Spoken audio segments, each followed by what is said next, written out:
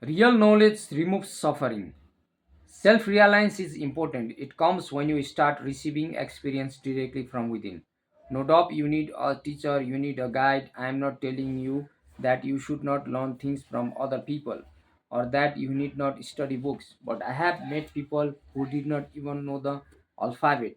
And yet, whenever we had difficulty in understanding some profound truth or scripture, they alone could give us a solution.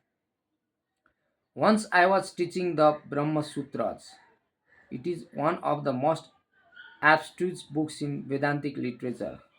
Aphorisms which I myself did not really understand, I explained to my students, and they seemed satisfied, but I was not. So in the evening, I would go to a Swami who had not actually studied scriptures. He couldn't even sign his name, yet his knowledge was unmatched. He said, "You'll never understand these thoughts, aphorisms, if you do not have direct experience." Then he told me this story to help me understand the difference between direct and indirect knowledge. A master had a student who had never seen a cow nor tasted milk, but he knew that milk was nutritious. So he wanted to find a cow, milk it, and drink the milk. He went to his master and asked him, "Do you know anything about cows?" The master answered, "Of course." The student requested, "Please describe a cow to me." So the master described a cow. A cow has four legs. It is a tame, docile animal not found in the forest but in villages. Its milk is white and is very good for your health.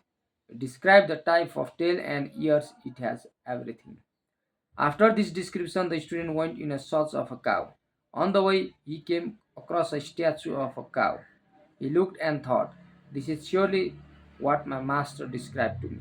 By the chance, that day some people have lived nearby were whitewashing their house and there was a bucket of whitewash near the statue.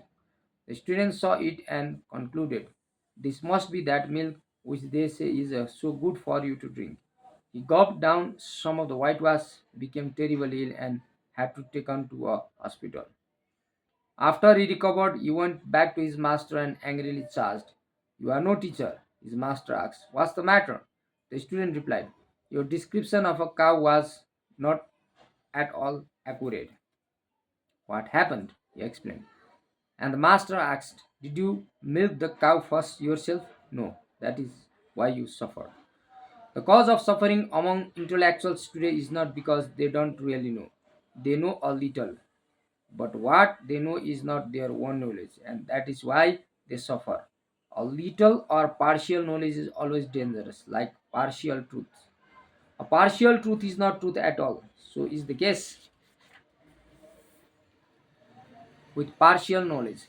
The wise directly perceive truth.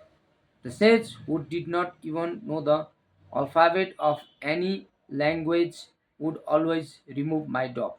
Systematic study under a self realized and competent teacher helps in purifying the ego. Otherwise, scriptural knowledge makes one egotistical. He who is called an intellectual man today only collects facts from various books and scriptures. Does he really know what he is doing? Feeding intellect with such a knowledge is like eating a food with no food value. One who constantly eats such a food remains sick and also makes some others sick. We meet many teachers and they all teach well, but a student can assimilate only that which is unalloyed and comes directly from self experienced teachers.